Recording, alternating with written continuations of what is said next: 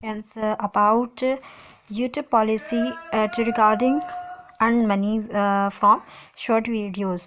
So YouTube is saying that new YouTuber partners program term and conditions apply from this week. So hi, let's get information. As announced in September, the YouTube partner program YPP is introducing new ways for creator to grow and earn money. To make this possibility, new YouTubers partner program term will start going out in YouTube Studio this week.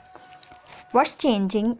On one of the biggest changes is monetizing. Partner will now be able to earn revenue from ads that run in the short suite. For more information to update, so what to do? I need to do starting this week. You will see a banner in YouTube Studio letting you know